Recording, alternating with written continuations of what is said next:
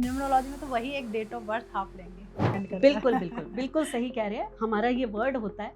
तो हर एक न्यूमरोलॉजिस्ट अपने फील्ड में सक्सेस क्यों नहीं है? आंसर दे सकती हूँ। जी एक बात है जिस पर आपको चलना है। जी, सुना है कि नंबर 7 भी सुसाइड करने में काफ़ी मददगार होता है, मतलब 7 आप- नंबर। आपने फिर हिटलर से संबंधित बात की। न्यूमरोलॉजी, वैदिक एस्ट्रोलॉजी सब एक अंधविश्वास है। आपने एक ऐसे पर्सन के बारे में पूछा है जो कि मशहूर है।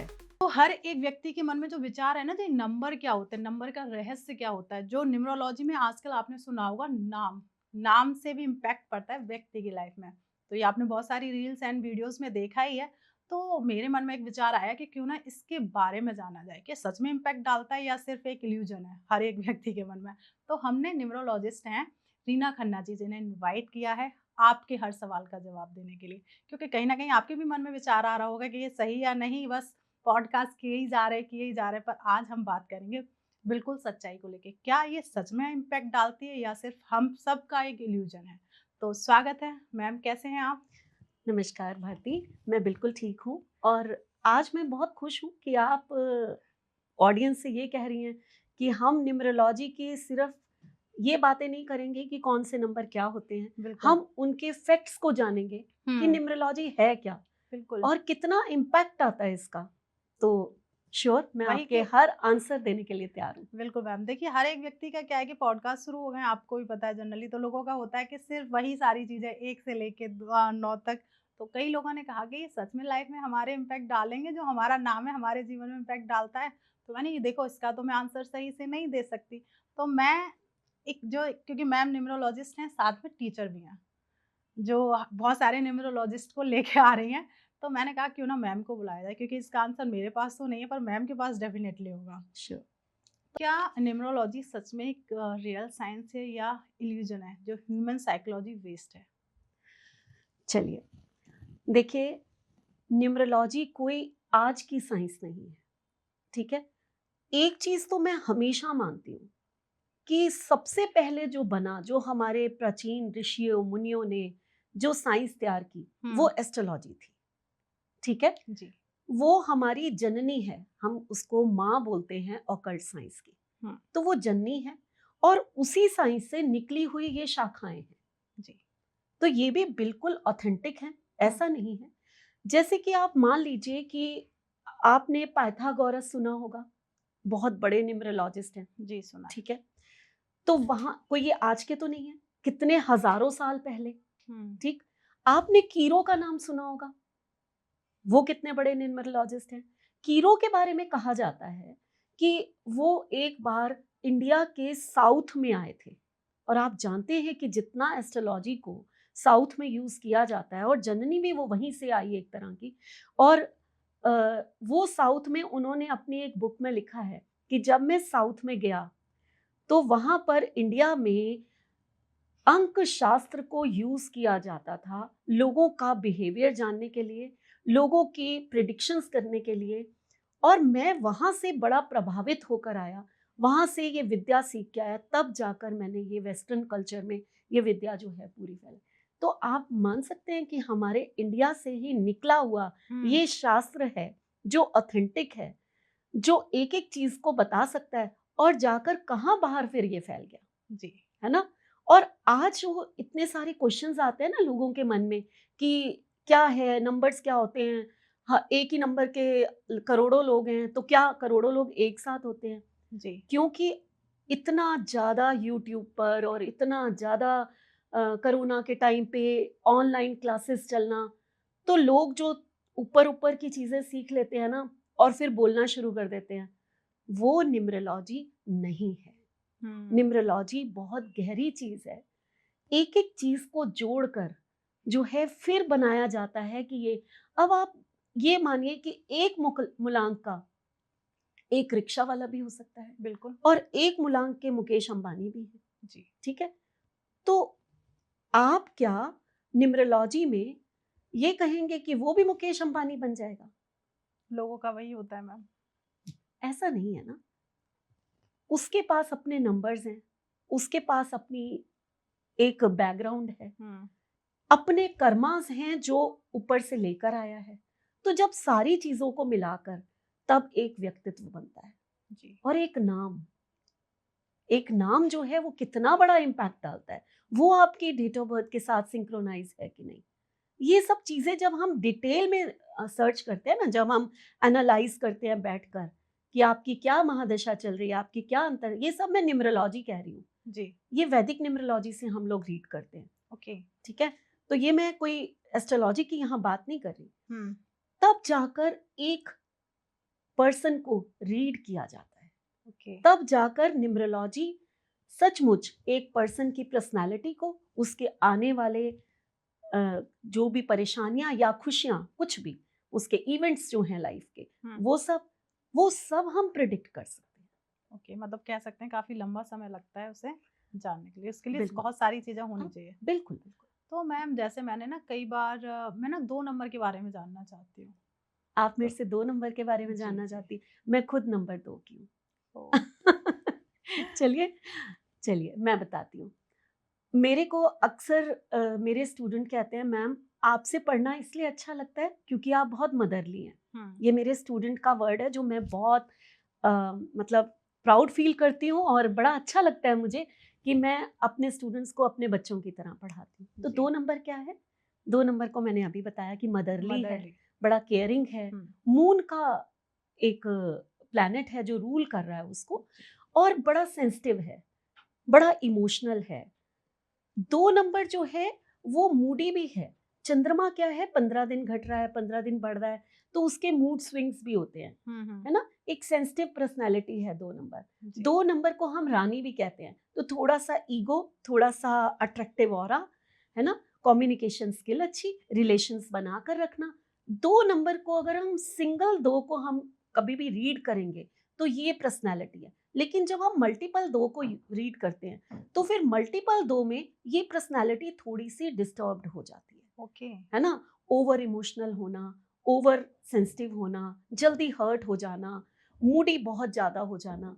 तो किसी भी नंबर को, मैंने बड़े शॉर्ट में आपको यहाँ पर बताया है, हुँ, किसी भी नंबर को हम डेट ऑफ बर्थ में ये देखते हैं कि वो 1 टाइम है, वो 2 टाइम है, वो 3 टाइम्स है या 4 टाइम्स है, तो उसके एट्रीब्यूट्स चेंज हो जाते हैं। जी।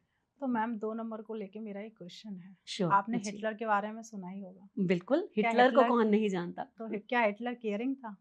क्योंकि उसकी जो डेट ऑफ बर्थ है ना वो 2, जैसे आपने कहा ना, मूलांक। थोड़ा-सा मैंने रिसर्च किया कि मैं भी थोड़ा जानना चाहूँगी आपसे। उनका जो मूलांक है वो 2 है। आपने एक ऐसे पर्सन के बारे में पूछा है जो कि मशहूर है कि हिटलर जो है वो एक क्रूर शासक था। जी, बिल्कुल। आज अगर कोई किसी के ऊपर जैसे कोई डिक्टेटर पर्सनालिटी होता है, कोई किसी के ऊपर बड़ा रोब मार रहा होता है, तो दूसरा लोग एग्जाम्पल ही यही देते हैं, हुँ, हिटलर है क्या? बिल्कुल यही होता है जनरली। हिटलर को हमेशा एक डिक्टेटर, एक ऐसा रूलर माना गया है ना, जो क्रूर है। जी। और बिल्कुल सही कहा आपने भारती कि वो 20th बॉर्न है ना। हम लोग जब स्टूडेंट से पढ़ाते हैं तो बहुत सारी केस स्टडीज करते हैं, हुँ, तो हिटलर जैसे शख्स की केस स्टडी मैंने की हुई है और अपने स्टूडेंट्स को भी बताई हुई है। तो ये जो हिटलर है, ये एक क्रूर शासक तो था, जी। लेकिन 20th बॉर्न था। हुँ, 20th बॉर्न यानी कि आपके हिसाब से वो मदरली नेचर का होना चाहिए, जी, वो बड़ा केयरिंग होना चाहिए, बिल्कुल। वो बड़े निभा के चलने वाला, रिलेशनशिप को करने वाला होना चाहिए। जब मैंने उसकी डेट ऑफ बर्थ को रीड किया तो मुझे पता चला कि एक तो वो 20th है, यानी कि 2 के आगे 0 आया, 2 की वाइब्रेशंस को वो बढ़ा देता है। मैं ये नहीं कहती कि 20 बॉर्न जितने भी लोग हैं वो ये कहें कि हम क्रूर हैं, नहीं, बिल्कुल जी, ऐसा नहीं है।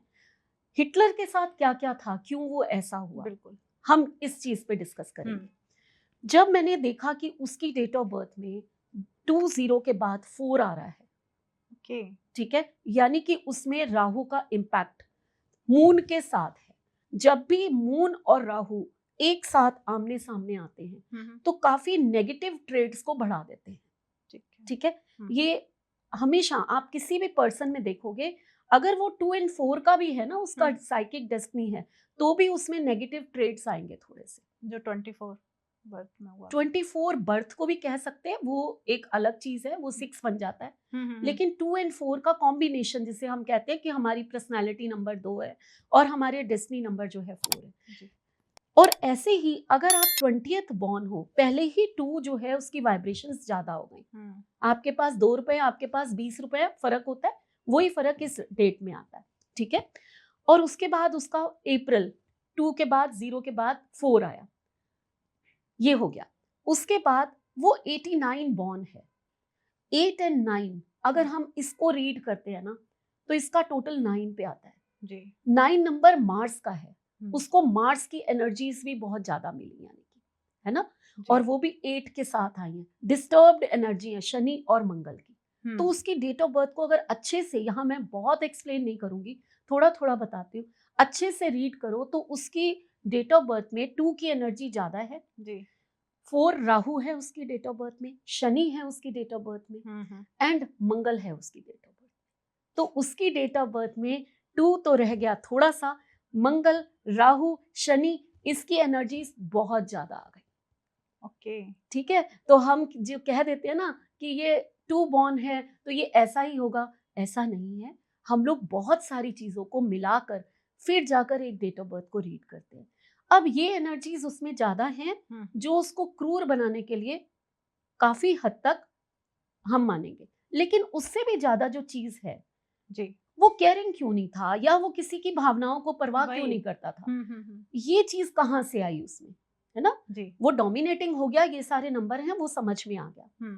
उसका नाम जब हिटलर का मैंने टोटल किया तो वो भी 20 पर आया। ओ। अब जो ये नाम उसके साथ हम जब जोड़ेंगे तो यानी कि 20 डेट ऑफ बर्थ पहले से ही थोड़ी सी डिस्टर्ब, ऊपर से नाम 20 पे आया, ये भी डिस्टर्ब। अभी मैंने आपको कहा कि जब मल्टीपल 2 आता है तो ये डिस्टर्ब्ड हो जाता है, ये अपने एट्रीब्यूट्स को खो देता है जी। और आप जो है कभी भी देखोगे जितने मल्टी 4 पर्सन्स हैं या तो वो बिल्कुल ही डिप्रेशन में चले जाते हैं जी। बहुत ओवर इमोशनल हो जाते हैं, ठीक है, या फिर वो इमोशन लेस हो जाते हैं। मल्टीपल 4 को हम कह देते हैं या तो ये टेररिस्ट बन जाएगा या ये बिल्कुल डिप्रेशन में बन जाएगा। ओ। तो अगर हिटलर से हम कहें जो डिक्टेटर था तो एज ए टेररिस्ट उसको हम मान सकते हैं, एक तरह का टेररिस्ट वर्ड यूज नहीं करेंगे क्योंकि रूलर था, बट हाँ उसमें एट्रीब्यूट्स तो यही थे ना कि दूसरों को अत्याचार करना और इमोशन लेस पर्सन। बिल्कुल। तो उसका नाम बहुत बड़ी चीज थी जो उसके डेट ऑफ बर्थ के साथ मिलकर उसको ऐसा बना गई। तभी नाम न्यूमरोलॉजी को काफी महत्वता दी बिल्कुल दी जाती है। जो लोग बोलते हैं ना नाम से क्या होता है, मैं ऐसे हजारों एग्जाम्पल दे सकती हूँ कि एक नाम आपको आपकी डेट ऑफ बर्थ के साथ मिलकर, ये चीज मेरी एक दोबारा मैं बोलती हूँ, आपका नाम आपकी डेट ऑफ बर्थ से मिलकर क्या इम्पैक्ट डालता है, ये बहुत बड़ी चीज होती है। हम कहें सिर्फ नाम आपको राजा बना देगा तो वो नहीं हो सकता। हम कहें सिर्फ डेट ऑफ बर्थ आपको राजा बना देगी और नाम आपका बहुत खराब है तो भी फर्क पड़ता है, तो भी फर्क पड़ता है। तो ये हिटलर। अब आपको एक और चीज पता है, आज हिटलर के बारे में आपने कहा है तो मैं सब कुछ बताना चाहूंगी। जी जी बिल्कुल मैम। कैसे उसकी डेथ हुई थी मैं बताती हूँ आपको। सुसाइड किया था आई थिंक। ये तो आपने सुना है, ठीक है, गन से अपने आप को शूट कर लिया था। जी। बर्लिन में, जो कि जर्मनी की जो कैपिटल है, तो वहां पर जब उसको पता चला कि मुझे जो है वो अब कैप्चर करने आ रहे हैं, मैं हार चुका हूँ, मैं बैटल लूज कर चुका हूँ। बहुत साल पुरानी उसकी एक जो पार्टनर थी, जो उसने मैरिज नहीं की थी, 29 अप्रैल उसने जो है वो उसके साथ मैरिज की, ठीक है, और 30th को दोनों ने सुसाइड कमिट कर लिया दूसरे दिन ही जाके, ठीक है। 29 का टोटल क्या आता है? 29 का टोटल हो गया 2। उस दिन वो इमोशनली जिस लड़की से उसने इतने सालों तक रहा उससे मैरिज की, ठीक है, कहीं ना कहीं उसके इमोशन हुए, लेकिन क्या सोच के दोनों ने मैरिज की होगी? डिस्ट्रक्शन को सोच के कि जाने से पहले हम इतना साथ हैं, शादी करते हैं और कल हम सुसाइड कमिट कर लेंगे। नेचुरल है ना, ऐसे तो कोई दूसरे दिन कर नहीं लेगा। हम्म। जिस दिन उसने सुसाइड कमिट किया उस दिन डेट का टोटल क्या था? हम लोग डेस्टिनी को भी बहुत बड़ी चीज मानते हैं। 30 अप्रैल उसका टोटल आता है 8 पर, 8 पर। ठीक है, शनि पर टोटल आता है। हम्म। नंबर 2 के साथ मैं हमेशा बोलती हूँ, जब भी नंबर 8 आता है, ऐसे लोग अगर मन में सोच लें, डिप्रेशन में आ जाते हैं ऐसे लोग जल्दी, और अगर सोच लें कि सुसाइड कमिट करना है, उनकी लाइफ में इतनी प्रॉब्लम्स आ जाए, तो यहाँ पर वो एकदम सुसाइड कमिट कर लेते हैं। ओ, तो तो कहीं ना कहीं शनि आए, हम्म, नंबर 2 के वो थे खुद, और उन्होंने ये स्टेप उठा लिया। तो न्यूमरोलॉजी बहुत ज्यादा वर्क करती है अगर आप इसको डीप में समझो तो। आपने सुशांत सिंह का नाम सुना होगा, जी जी, मैं है ना, उसी पे ही आना राइट, चाह रही थी। ठीक है। आपने जिया खान, जी। ये सब सुसाइड कमिट किया है लोगों ने, हम्म। ठीक है। और सुशांत की जो सेक्रेटरी थी, उसने भी 1 वीक बाद सुसाइड कर जी। लिया था। हम लोग न्यूमरोलॉजिस्ट हैं, जब भी कोई पर्सन ऐसे, कोई मीडिया में कुछ हमें न्यूज़ मिलती है, तो सबसे पहले हमारा ध्यान जाता है कि उसकी डेट ऑफ बर्थ क्या है, क्यों ऐसा उसने आज किया होगा, दिमाग जी। जाता है, फिर हम क्लास में उस चीज़ को डिस्कस करते हैं। आप अगर उनका भी ग्रिड उठाकर देखोगे ना, तो उसमें भी 2-8 आता है और तीनों में आता है। तीनों में आता है। तो जिस जिस ग्रिड में आप 2-8 देखोगे, ऐसा नहीं है कि 2-8 वाले सारे ही सुसाइड कमिट कर लें, लेकिन अगर सिचुएशंस ऐसी बन जाती हैं और ग्रिड में 2-8 है, तो ऐसे पर्सन जल्दी ये स्टेप उठा लेते हैं। तो मैंने कई बार नंबर्स को लेके ही सुना है कि नंबर 7 भी सुसाइड करने में काफ़ी मददगार होता है, मतलब 2 नंबर, 7 आप नंबर। आपने फिर हिटलर से संबंधित बात कर दी। ओह! मतलब मैंने बस सुना है, तो वही था, बात चल रही थी तो उसी पे मैंने आपसे ये जनरली बहुत पूछ लिया। हैरानी की बात है कि शायद मैं बताते-बताते एक पॉइंट दिमाग से उतरा था मेरे, जो मैं बताना चाह रही थी। नंबर्स 2 जैसे, भई ऐसा नंबर है जो ज़्यादा सेंसिटिव है, हुँ, जो इस टाइप के स्टेप्स कई बार मेंटली प्रेशर में आकर ले लेता है। नंबर 7 भी ओवरथिंकर है। हुँ। नंबर 7 भी ऐसे है जो डीप तक चला जाता है जी, किसी जी, जी। बात की, अच्छाई में भी, बुराई में भी, ये भी डीप तक चला जाता है और ऐसे स्टेप्स ये लोग ले लेते हैं, ठीक है। मैंने रीड किया, मैंने जब क्लास में हिटलर की केस स्टडी पढ़ाई थी, तो मैंने अभी आपको बोला हम एमडी-एडी न्यूमरोलॉजी में चेक करते हैं, वैदिक जी, जी, जी, न्यूमरोलॉजी जी। में। उस समय उसकी जो एमडी थी, यानी कि महादशा, हुँ। वो 7 की चल रही थी, ओह! तो मतलब कह सकते हैं तीनों नंबर कनेक्ट हो गए। कनेक्ट हुई। तभी एक चीज आती है, जब तक चीजें कनेक्ट नहीं होंगी, तब तक आप वो फेज में आ ही नहीं सकते। ओके। तो मैम, आपने भी रील्स या उसमें सुना ही होगा, लोग ये कहते हैं जब न्यूमरोलॉजी इतनी ही डीप है और इतनी ही सारी चीज़ें सही बताती है, तो हर एक न्यूमरोलॉजिस्ट अपने फील्ड में सक्सेस क्यों नहीं है? देखिए, कोई न्यूमरोलॉजिस्ट अपनी फील्ड में सक्सेस क्यों नहीं है, आप जिनको डीप नॉलेज होगी, हुँ, वो जानते होंगे कि उनके नंबर्स कब बोलेंगे और कब वो सक्सेस होंगे। जी। आज मैं जहां पर भी हूं, लेकिन मैं आज आपके चैनल के थ्रू ये कह सकती हूँ, हुँ। आने वाले 2 साल में मेरा टाइम पीरियड बहुत अच्छा आ रहा है, अच्छा, 2 साल में तो ठीक है। हुँ, तो क्यों, अगर हम अपने अपने आप को ही नहीं जान पाएंगे, तो फिर दूसरों को क्या बता पाएंगे। सही बात है। तो आजकल जो ये थोड़ा थोड़ा सीख के लोग न्यूमरोलॉजिस्ट और एस्ट्रोलॉजर बन के बैठ जाते हैं, उन लोगों को शायद अपनी ही रीडिंग उतनी ऑथेंटिक नहीं आती, इसलिए इसलिए सक्सेस नहीं है। तभी लोगों के ज़्यादा क्वेश्चंस उठते हैं तो कि भाई। अब यूट्यूब पे क्या है, आपने कोर्स किया, आपको थोड़े से नंबर्स की नॉलेज हो गई, अब नंबर्स की नॉलेज हुई, इतना सारा हम नोट्स में, पीडीएफ में दे देते हैं, तो वहां से पढ़ा, प्रैक्टिस की, रील्स बनानी शुरू कर दी। हुँ, लोगों को नहीं पता कि आप कितना डीप जानते हो, कितना डीप नहीं जानते हो, क्या आप इतने उसमें जा सकते हो, यही प्रॉब्लम्स है। जी। इसीलिए सक्सेस रेशो जो है वो हर न्यूमरोलॉजिस्ट का हो ही नहीं सकता। बिल्कुल। तो मैम, जैसे भी आपने बताया, एक न्यूमरोलॉजिस्ट और एस्ट्रोलॉजर्स, और मैंने कई बार देखा है कि दोनों के विचार आपस में नहीं टकराते। प्रेडिक्शन कहीं न कहीं दोनों की डिफरेंट वे में ही जाती हैं। तो उस पे आपके क्या विचार हैं? देखिए, मैं ये तो अभी मैंने आपको बोला कि जो एस्ट्रोलॉजी है वो हमारी अकल्ट साइंस की माँ है। जी। चाहे वास्तु हो, हुँ, चाहे आप टैरो ले लीजिए, चाहे आप न्यूमरोलॉजी ले लीजिए, या कोई भी अकल्ट साइंस का। जी। उसमें जो बेस है वो एस्ट्रोलॉजी है। तो एस्ट्रोलॉजर तो ये मानते हैं, देख मैंने भी एस्ट्रोलॉजी पूरी पढ़ी हुई है, क्योंकि मेरा मानना ये है कि अगर आपको नॉलेज पूरी नहीं है ना, आप सिर्फ न्यूमरोलॉजी को लेकर चल पड़ते हैं आगे, ठीक है, काफी हद तक आप प्रिडिक्शंस करेंगे, सही भी होगी, सब कुछ होगी, लेकिन आपको अगर पूरी नॉलेज लेनी है तो आपको थोड़ा सा इस लाइन में हर चीज को जानना बहुत जरूरी होता है। उससे आपकी प्रिडिक्शंस और अच्छी निकलती हैं, आप और निखर के आते हैं। आपको न्यूमरोलॉजी में भी पता चलता है कि कहाँ पर हम लोग और ज्यादा इस प्लैनेट को कैसे सेट कर सकते हैं या कैसे अपने साथ लेकर चल सकते हैं। तो ये चीजें बहुत अच्छी होती हैं। तो एस्ट्रोलॉजर जो हैं वो ये तो मानते हैं कि हम सबसे ऊपर है जी। और इसमें मैं कोई दो राय है ही नहीं, इसमें कोई दो राय नहीं है कि एस्ट्रोलॉजी से जितनी सटीक प्रिडिक्शंस होती हैं वो कहीं नहीं होती। लेकिन न्यूमरोलॉजी भी कम नहीं है।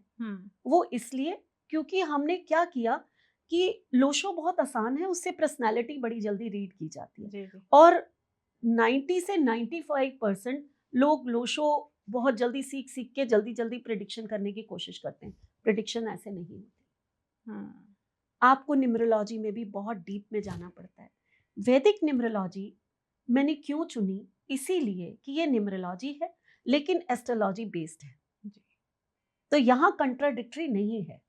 यहाँ पर हम उसी तरह महादशा रीड करते हैं, यहाँ हम उसी तरह अंतरदशा रीड करते हैं, हम यहाँ पर वैसे ही ट्रांजिट भी देखते हैं, हम ये भी देखते हैं कि ट्रांजिट कैसे चल रहे हैं जी, ठीक है। तो फिर कंट्राडिक्टरी की बात ही नहीं रह जाती।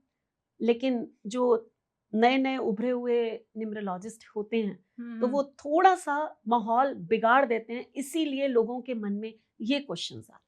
जी बिल्कुल। तो मैम कई बार देखा जाता है, अगर हम एस्ट्रोलॉजी को ही लेके बात करें तो उसमें date of birth, time and place लिया जाता है, तब जाके हम उसे रीड कर पाते हैं उसकी कुंडली को।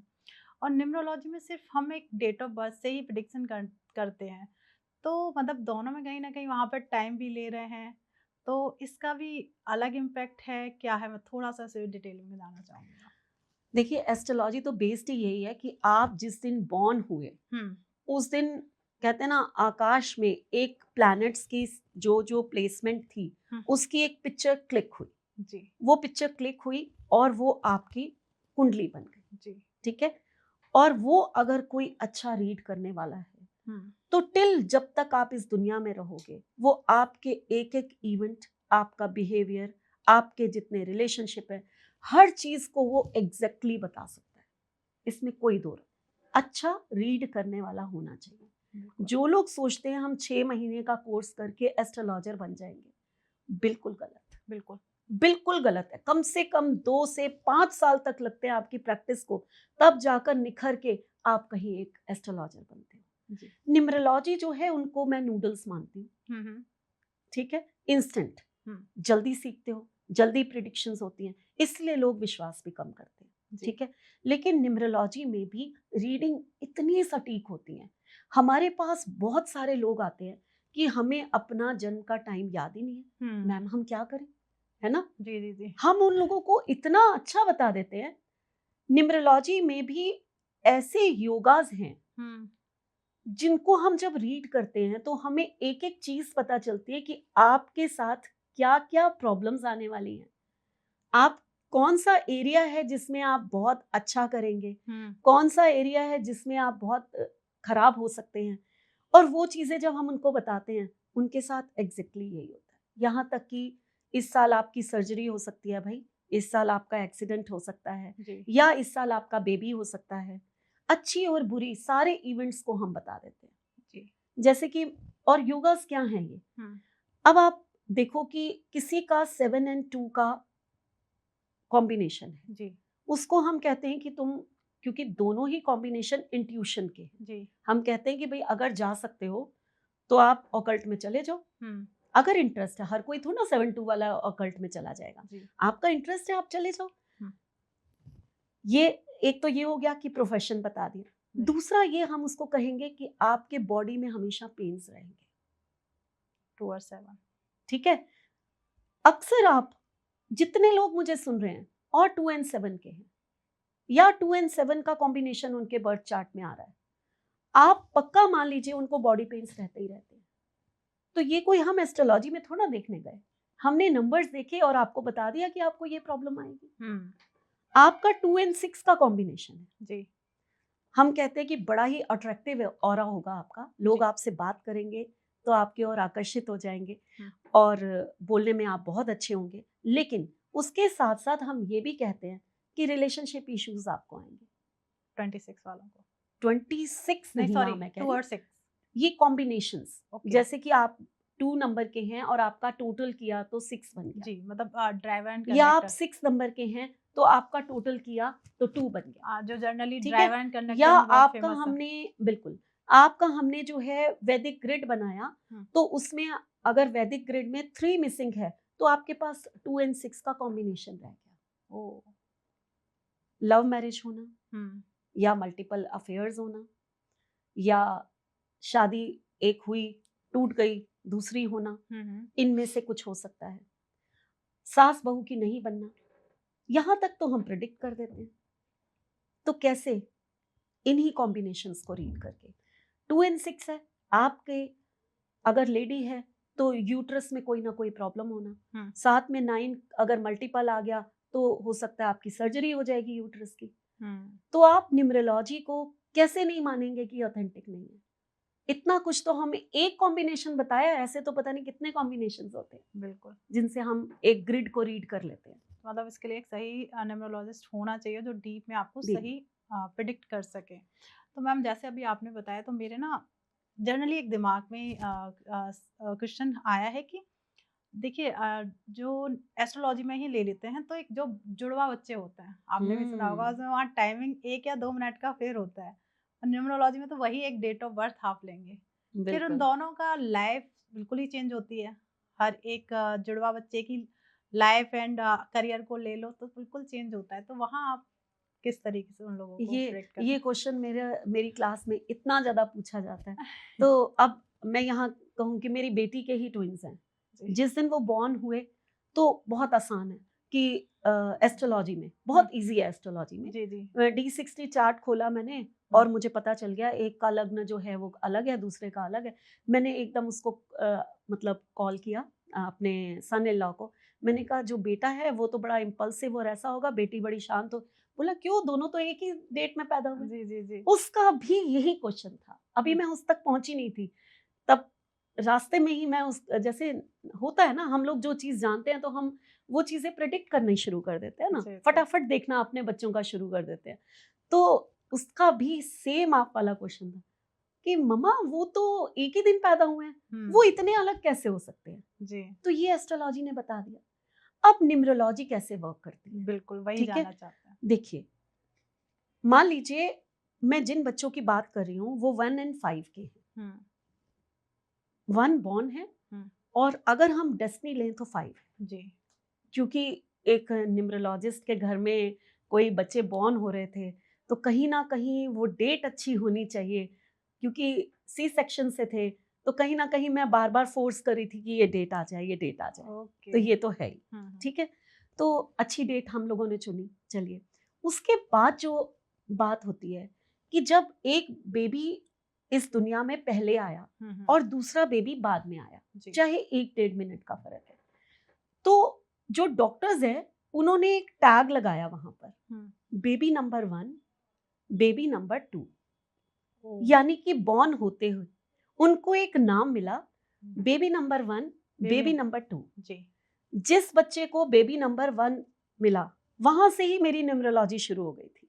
ओके, मैंने बोला कि ये बच्चा तो थोड़ा रात को सोएगा भी सही, आराम से वो करेगा, लेकिन जो बेटा है जिसको बेबी नंबर 2 मिला है, ये माँ को ज्यादा चिपका हुआ रहेगा, ये थोड़ा सा शुरू में ज्यादा तंग करेगा।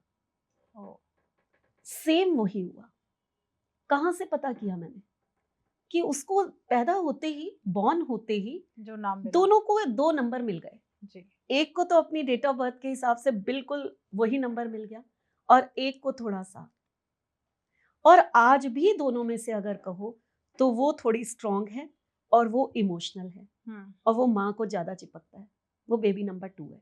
अब उसके बाद बात आते हैं कि हम घर पे आते हैं या वहां पर, आजकल तो हॉस्पिटल में तो नाम रखे जाते हैं। जी, दोनों के नाम एक से तो नहीं होंगे, दोनों के नाम अगर आप एक नंबर पर रख भी दीजिए, जी, हम कहते हैं चलिए दोनों के नाम कोई यहाँ बहुत सारे क्वेश्चंस आ सकते हैं बिल्कुल। कि नंबर 1 का था तो हमने उसका नाम दोनों का ही नंबर 1 पे रख दिया, ठीक है।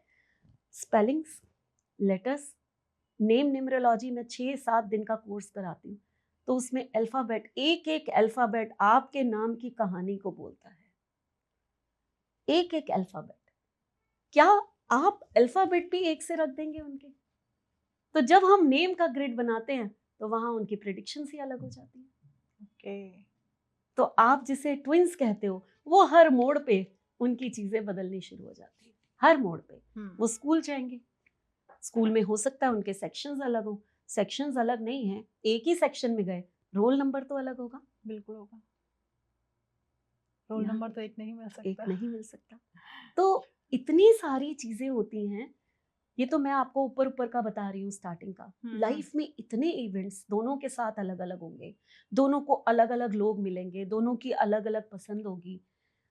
कोई फादर से इम्पैक्ट होगा, कोई मदर से होगा, हो सकता है कोई ग्रैंडफादर से, ग्रैंड मदर से इम्पैक्ट आ जाए, उनके टच में ज्यादा आ जाए, कौन से नंबर के टच में आप ज्यादा रह रहे हो, क्या माहौल मिल रहा है आपको, तब जाकर एक बच्चा तैयार होता है, एक इंसान की पर्सनैलिटी तैयार होती है। बिल्कुल। और हम सिर्फ मान लेते हैं ये नंबर 1 है तो ये करोड़ों लोग एक से होंगे, ऐसा नहीं होता। ओके, मतलब कह सकते हैं मैं वैदिक में ही जाती हूँ तो काल पात्र स्थिति पर डिपेंड करता बिल्कुल है। बिल्कुल बिल्कुल सही कह रहे हैं। हमारा ये वर्ड होता है कि काल, समय, परिस्थिति और आपका आप हो क्या, उन सबको देख के तब जो है हम एक प्रिडिक्शन करते हैं। बिल्कुल। तो मैम लोगों का कहना होता है जो बिलीवर्स हैं, उनका कहना है अगर बिलीव करो तो सब कुछ है, ना बिलीव करो तो कुछ नहीं है। तो इसी में मेरा एक सवाल है कि मान लीजिए जो लोग कहते हैं कि न्यूमरोलॉजी, वैदिक, एस्ट्रोलॉजी सब एक अंधविश्वास है, ठीक है? जो लोग बिलीव करते हैं उन्हीं को ही इसका बेनिफिट मिलता है, जो बिलीव नहीं करते, क्या उन पे भी इसका इम्पैक्ट होता है? मैं उन लोगों के लिए ये सवाल आपसे कर रही हूँ। देखो, जो लोग बिलीव नहीं करते, हाँ। आपने मान लिया कि बिल्कुल हमारी लाइफ में कोई इम्पैक्ट नहीं होता, किसी चीज का रोल ही नहीं है, जी। हम जो कर रहे हैं हम खुद कर रहे हैं, हम कुछ भी नहीं है ना, यही मान लिया आपने। जी। ये आपका बिलीफ सिस्टम है। इम्पैक्ट तो आपको एक एक दिन आएगा, एक एक पल आएगा। हो ही नहीं सकता कि आप जिस नंबर के हैं उससे अगेंस्ट बिहेव कर ले, पॉसिबल ही नहीं है। क्या होता है कि क्योंकि वो मानते नहीं है इसलिए वो देखना ही नहीं चाहते। और ये कोई बुरी बात नहीं है भारती, इसमें मैं कुछ भी बुरा नहीं मानती। आप बिलीव नहीं करते ना, तो आप अपने कर्मास पे बिलीव करते हो, बहुत अच्छी बात है जी। कोई बात नहीं है कि आप बिलीव नहीं करते, लेकिन आप ये कहो कि नंबर्स आपको इम्पैक्ट ही नहीं करेंगे, तो एक बार बिलीव मत करो, चेक करके देख लो। उस दिन आपको ये समझ में आ जाएगा कि कुछ तो है, कुछ तो है। वो अलग बात है कि हम इस पे बिलीव नहीं करते। जी। ऐसा नहीं है।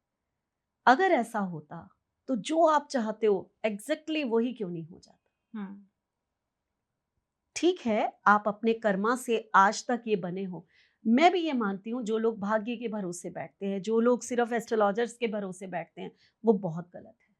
हम आपको गाइड कर सकते हैं जी, कि बिल्कुल। आपके लिए अब रास्ता मुश्किल आ रहा है या आपके लिए ये रास्ता बहुत अच्छा आने वाला है। जी। हम आपको गाइड कर सकते हैं आपकी जर्नी कैसे होने वाली है, लेकिन पुरुषार्थ तो आपको खुद ही करना है। बिल्कुल। अगर आप पुरुषार्थ नहीं करते, कुछ नहीं हो सकता। बिल्कुल, कह कुछ सकते हैं। भी नहीं हो सकता। बिल्कुल सही बात है। डीना में कहा जाता है कि एक मैप तैयार कर सकता है एक एस्ट्रोलॉजर, न्यूमरोलॉजिस्ट। उस मैप में आपको रास्ते भी बता दिए जाएंगे कि इस वाले रास्ते पे परेशानी है, ये वाला ठीक है, डिसाइड आपको करना है। बिल्कुल। अब मैं आपको यहाँ पर आपके क्वेश्चन का एक और आंसर दे सकती हूँ। जी। एक पाथ है जिस पर आपको चलना है। जी। जो हमें विश्वास नहीं करता कि न्यूमरोलॉजी, एस्ट्रोलॉजी कुछ नहीं है, हमने तो अपना कर्मा खुद करना है और हम खुद अपने कर्मा से बनते हैं। जी। ठीक है, उनको हम कहें कि आपने इस रास्ते पे जाना है, और एक को बिलीव करके हम कहें कि देखो इस रास्ते में ना गड्ढे हैं, तो ध्यान से चलना। जी। अब जो अपना पुरुषार्थ करके बिना सोचे समझे उस रास्ते पे जाएगा, तो वो परेशानियों से जूझता हुआ फिर आगे बढ़ेगा। बाद में वो कहेगा देखा, मैंने जितनी मर्जी परेशानी आई, मेरे कर्मा ने मुझे यहाँ पहुंचा दिया। लेकिन जिसको हमने पहले से ही कह दिया कि ये रास्ते ना गड्ढे भरे हैं, तो ध्यान से चलना, तो वो एक एक कदम फूक फूक के चलेगा जी। और बिना गिरे वहां तक आसानी से पहुंच जाएगा। तो ये फर्क है और कुछ नहीं है। अगर गाइडेंस लेंगे तो थोड़े से रास्ते आसान हो जाते हैं, और नहीं तो अपने कर्मा से तो इंसान बन ही जाते हैं। बिल्कुल। तो मैम अभी हम जुड़वा बच्चों को लेके बात कर रहे थे, तो आपने कहा था आपने एक सही डेट चुनी थी कि इस दिन, क्योंकि सी सेक्शन होना था कि एक अच्छी डेट मिल जाए। तो मैम हमने पहले जो हमारे बड़े बुजुर्ग थे हमेशा कहते थे आपको अपने कर्मों का भुगतान यहीं पे करना है। जैसे आपने कहा कि प्रारब्ध हमारे पहले ही लिख जाते हैं।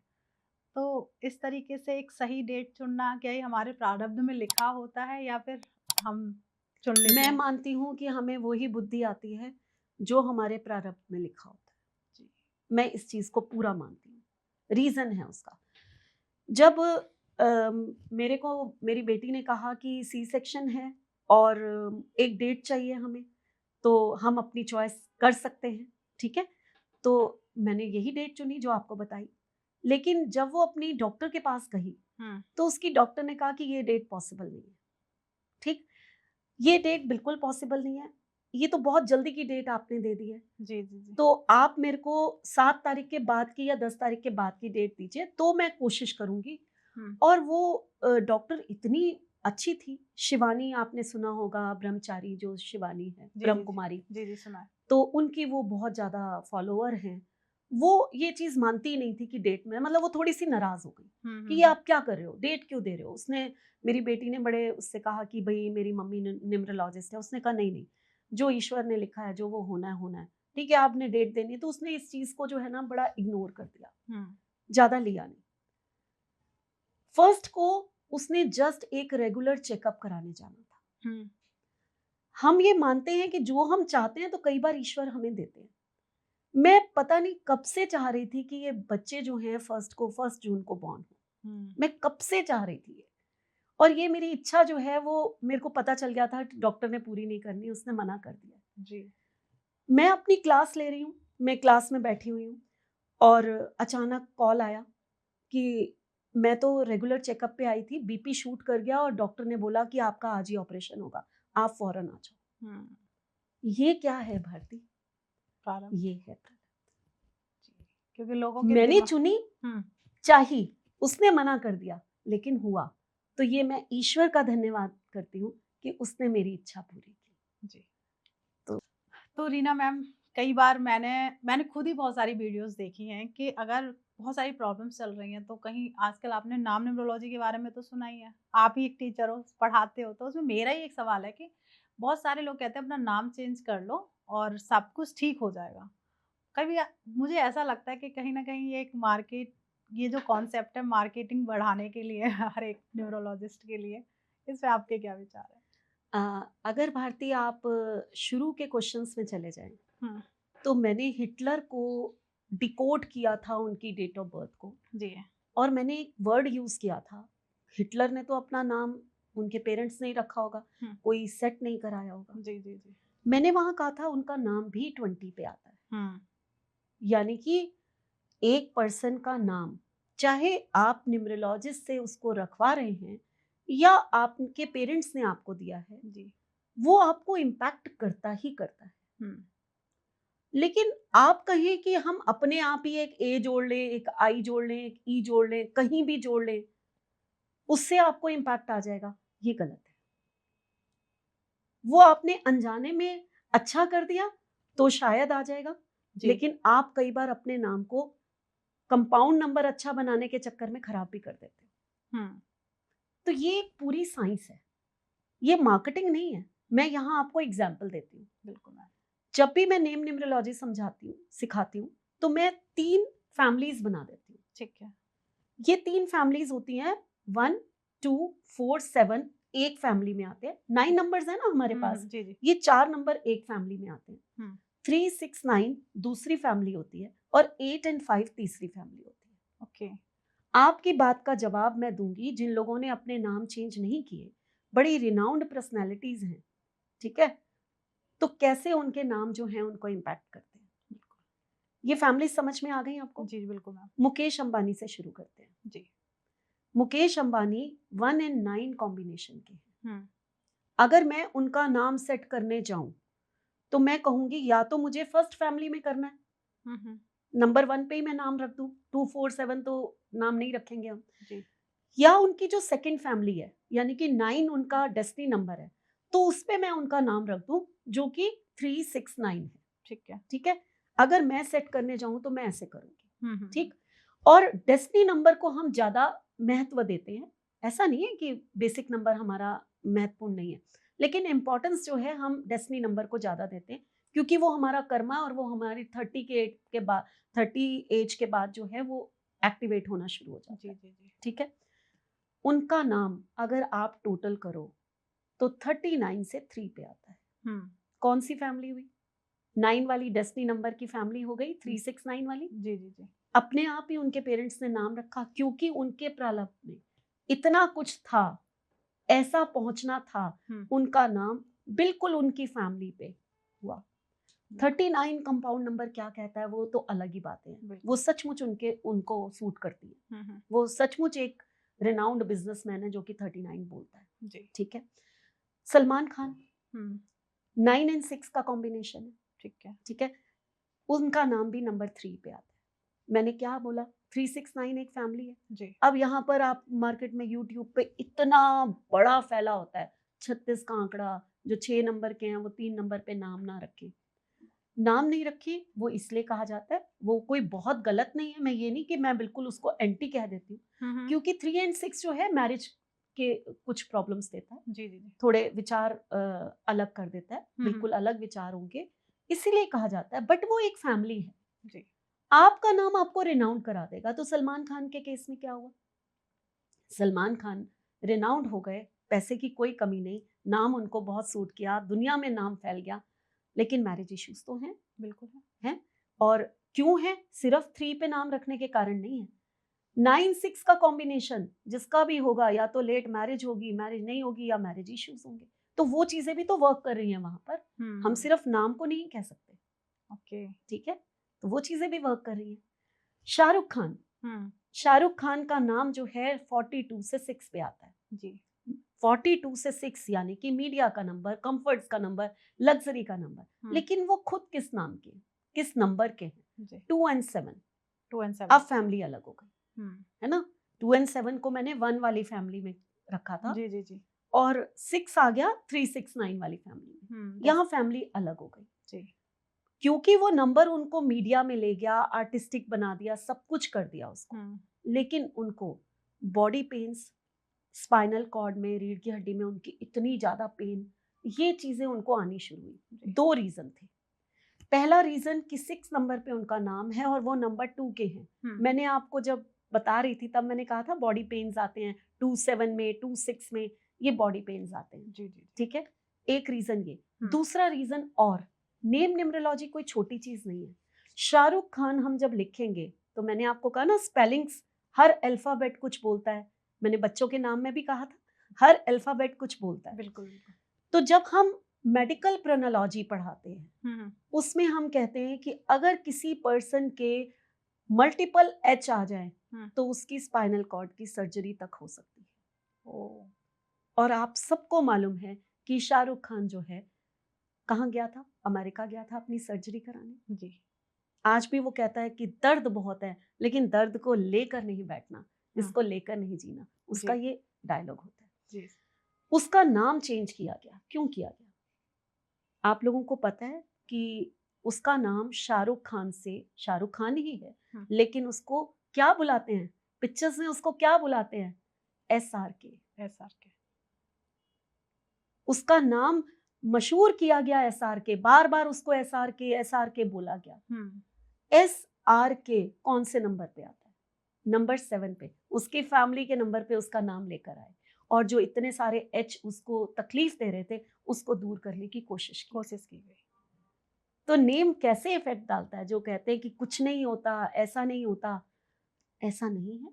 हम लोगों ने ऐसे ही कर करके बहुत लोगों की प्रॉब्लम से उनको निकाला हुआ है। आपकी डेट ऑफ बर्थ बहुत अच्छी है, फिर भी आप कुछ कमी आ रही है, आप वो चीज़ नहीं पा रहे सिर्फ अपनी नाम की वजह से, तो उसको ठीक कर लीजिए, आपको चीज़ें मिलनी शुरू हो जाती। बिल्कुल मैम, ये तो हमने सेलिब्रिटीज को लेके बात कर ली। मैं आपसे एक लाइव क्वेश्चन करती हूँ, आरव नाम के व्यक्ति कैसे होते हैं?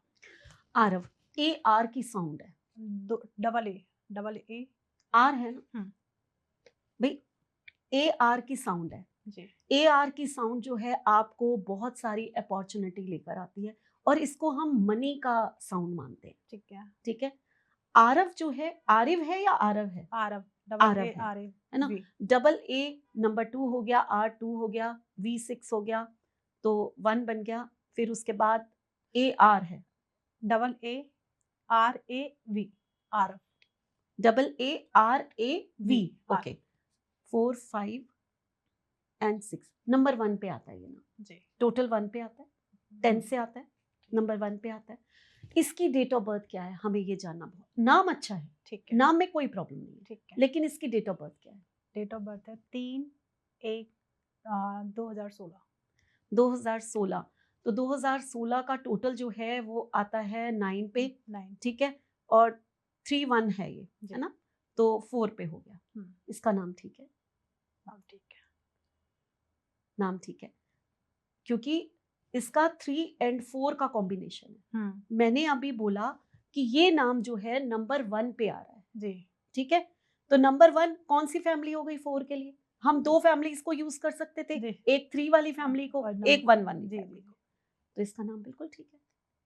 इस तरीके से मैच किया जाता है। यस। तो मैम से मैंने लाइव भी पूछा, कोई भी हमने पहले से तैयारी नहीं की थी और ना ही मैम को पता था कि मैं सडनली ये वाला क्वेश्चंस आपसे पूछूंगी। तो रीना मैम, ये सच है कि किसी के नाम की स्पेलिंग चेंज करने से उसकी डेस्टिनी चेंज हो जाती है?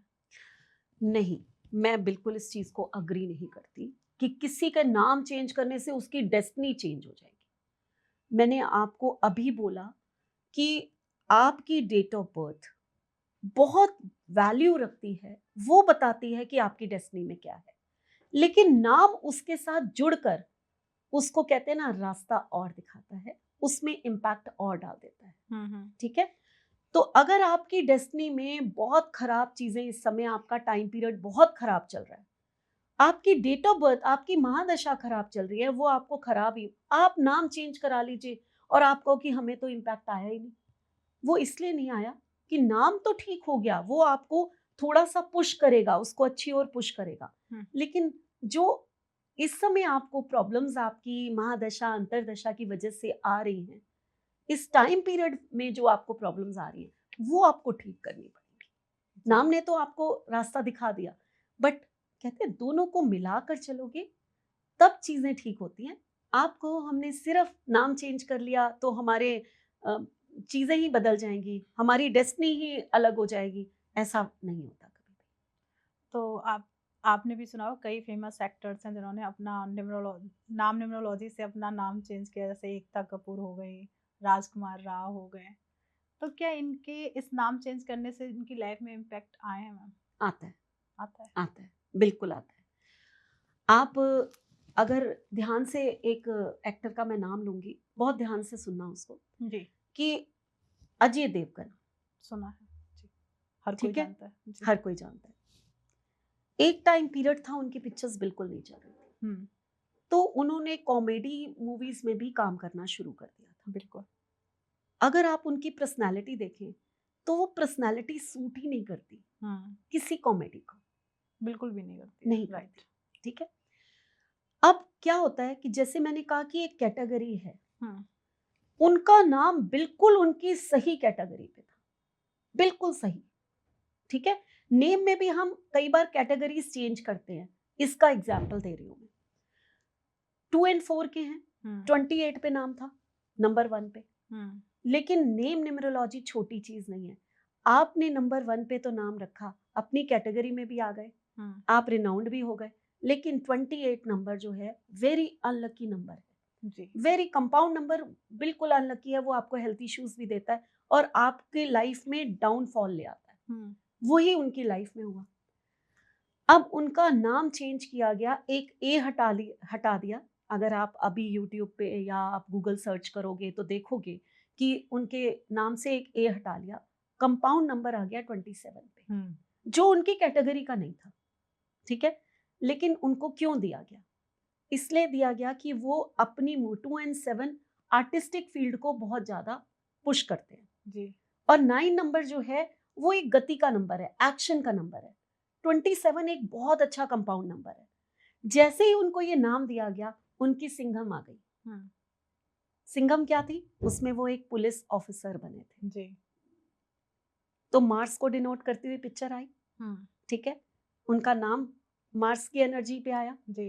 एक्शन आया, तेजी आई, सिंघम 1, सिंघम 2, और अब मैं सुन रही हूँ कोई सिंघम का 3rd सीक्वेंस भी आने आ भी वाला है। चुका है। आ चुका है? अच्छा, ठीक है। बहुत बिल्कुल। ज़्यादा मूवीज़ मैं देखती नहीं हूँ, टाइम नहीं मिलता, तो मैंने सुन लेती हूँ जो भी होता है। तो ये चीज़ जो है, कई बार हम लोग ये चीज़ें भी करते हैं किसी के पुश करने के लिए कि इसका टाइम पीरियड अब ठीक आ रहा है, इसको थोड़ा-सा पुश चाहिए। तो ये चीज़ें हम लोग करते हैं। जैसे मैम आपने बोला अनलकी, अगर मान लीजिए किसी के नाम का जो नंबर है वो अनलकी है, क्या उसके पेरेंट्स की गलती है या ये यूनिवर्स ने प्री डिसाइडेड कर रखा प्री था? डिसाइडेड है भाई, पेरेंट्स बेचारे न्यूमरोलॉजिस्ट थोड़ा है, उनको क्या पता कि जो हम नाम रख रहे हैं वो बच्चे की डेट ऑफ बर्थ से सूट ही नहीं कर रहा। कहाँ से पता चलेगा? आज हम बहुत जागरूक हो गए हैं, मेरे पास इतनी फोन कॉल्स आती है, इतनी अपॉइंटमेंट्स आती हैं कि हमारा बेबी बॉर्न हुआ है, आप उनका नाम जो है वो उनकी डेट ऑफ बर्थ के हिसाब से सेट कर दो। लेकिन क्या जब हमारे नाम रखे गए थे तो ऐसा सोचा गया था ये नाम बड़ा अच्छा है, ये किसी का सुन लिया, ये किसी एक्ट्रेस का है, आप नाम रख दो? जी, पहले यही होता था, एक्ट्रेस के यही नाम होता पे था, नाम रखे यही जाते थे। यही चीजें होती थी। जी। या इस नाम का मीनिंग बहुत अच्छा है इसलिए ये हुँ। नाम रख दो। तो ये चीजें तो बाय गॉड ग्रेस। आप, मैं अपने ही नाम की बात करूँ ना, अगर आपने जैसे कहा है, तो आफ्टर मैरिज, मैरिज से पहले नहीं, तब भी मेरी फैमिली में ही था वो नाम, मैं 2 and 1 की हूँ। हुँ। तो लेकिन आफ्टर मैरिज जैसे ही मैं रीना खन्ना हुई तो ऑटोमेटिकली ये नाम 37 पे आ गया। ओह!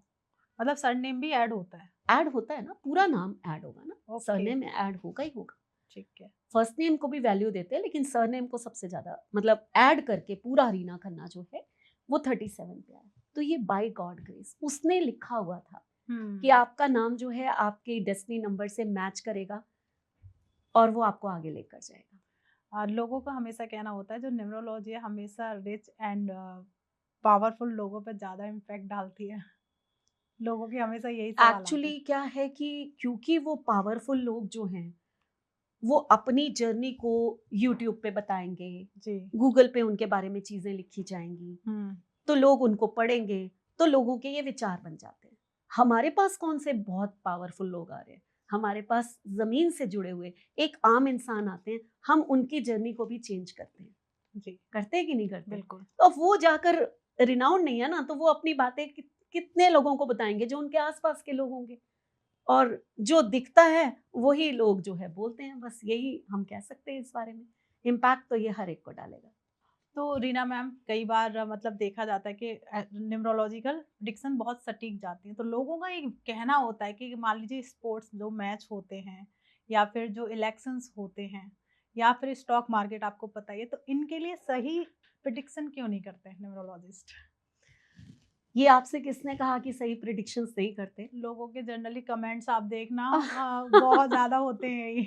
नहीं, कई बार गलतियां सबसे होती हैं, जी। कोई बड़ी बात नहीं है। लेकिन आप कहो कि सही प्रिडिक्शंस नहीं होती, ऐसा भी नहीं है। आप लोग देखो, जब लोग कहते थे कि इस बार शायद मोदी नहीं आएंगे, हुँ। तो काफी सारे न्यूमरोलॉजिस्ट और एस्ट्रोलॉजर्स ने कहा था नहीं नहीं मोदी ही आएंगे, जी, है ना? बिल्कुल। तो ऐसा हुआ।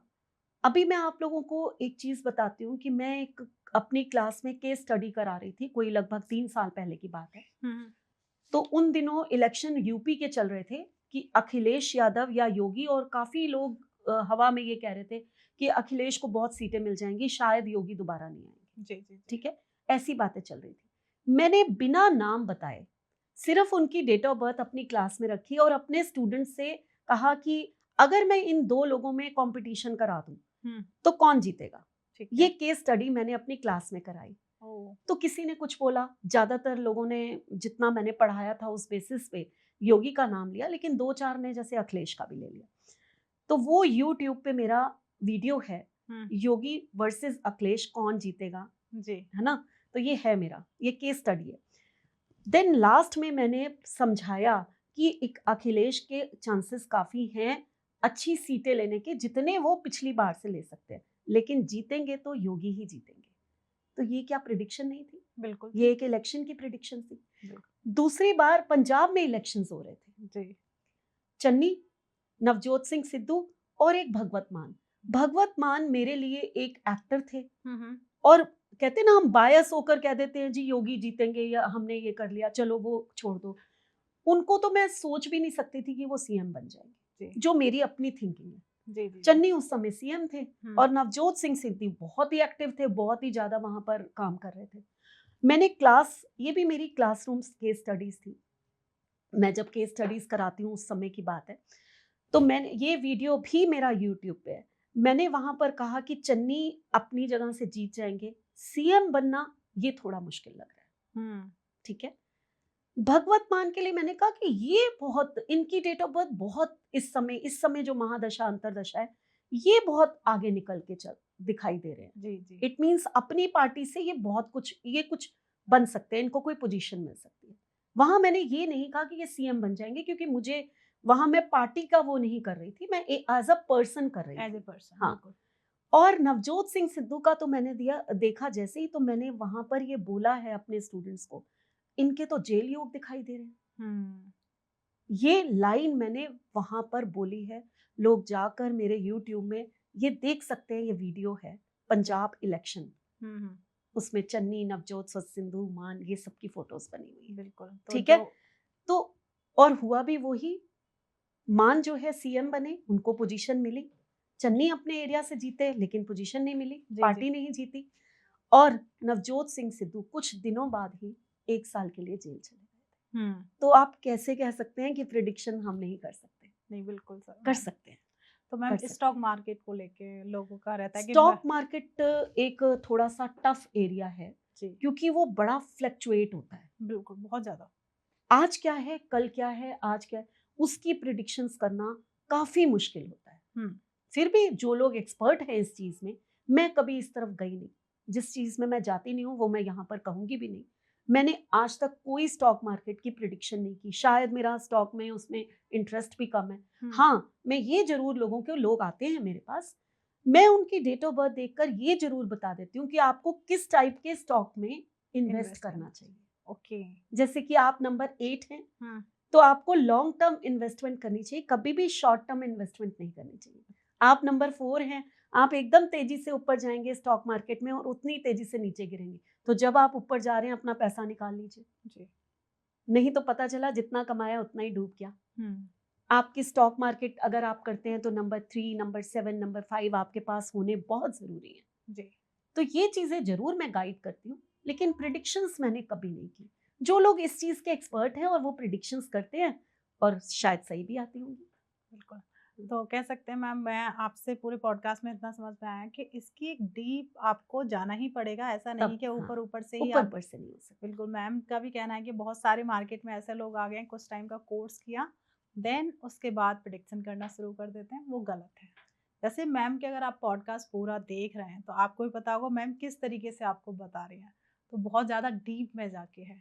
तो ऐसे लोगों के लिए मैम जो हमेशा क्वेश्चन करते हैं कि ये तो बिलीव ही नहीं करना चाहिए, कोई लाइफ में इम्पैक्ट नहीं डालती, तो ऐसे लोगों को आप क्या कहना चाहेंगे? मैं यही कहना चाहूंगी कि आप लोग अगर बिलीव नहीं करते हैं तो एक बार देखिए अपने उसको, नंबर्स को, क्या नंबर्स आपके जो हैं, क्या आप उसी तरह बिहेव करते हो, या मैंने जो कुछ आज बताया है क्या आपसे कोरिलेट कर पा रहे हो? अगर कर पा रहे हो तो ये एक अच्छी साइंस है।